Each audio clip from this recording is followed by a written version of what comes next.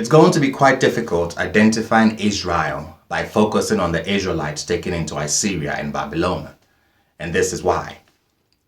The conquerors carried them into exile under compulsion, removed them from Israel to assimilate them into a new culture. And the result of that is the loss of identity and adopting the conqueror's lifestyle.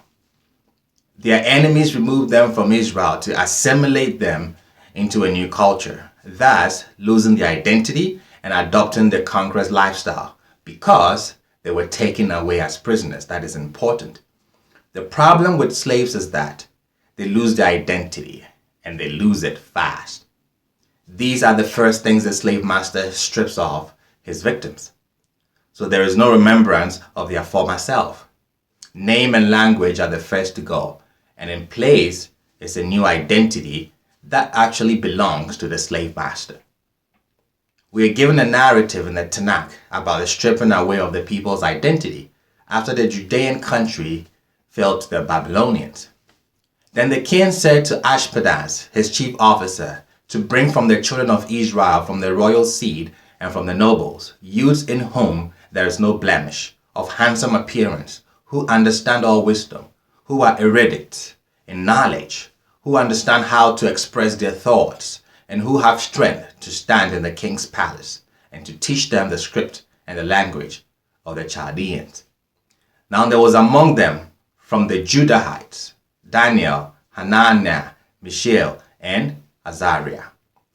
And the chief officer gave them names. He called Daniel Belshazzar. He called Hananiah Shadrach, Mishael Meshach, and Azariah Abednego. We see the stripping of the name and language. We see the stripping them of former spiritual orientation. We see the stripping from their former way of life. The Torah itself bears witness to this via the book of Daniel. This was the sad case of Israel, who the Assyrians took into captivity and slavery. One may argue that those that went into Babylon were an exception because they were only in exile for 70 years, and that was a short time for them to lose their identity. Even though that was the case, the Hebrew identity suffered much damage because Nehemiah and Ezra talks about the returnees being so polluted with Babylonian culture and had to be re-educated in the traditions of the Torah or in the traditions of Israel by Ezra. The Romans also came, took them over into captivity and slavery, never to return again. That was the end of their Judean way of life in the real and genuine sense.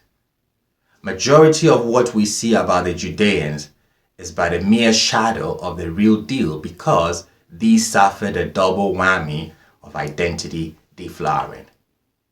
This will not be the case for those who fled to Africa. Everything about them was intact. They kept their language and every aspect of their culture. And the prophet Isaiah speaks of them in 5 cities, calling on the name of Yah, testifies to this fact. 5 cities, calling on the name of Êυêo, testifies to this fact.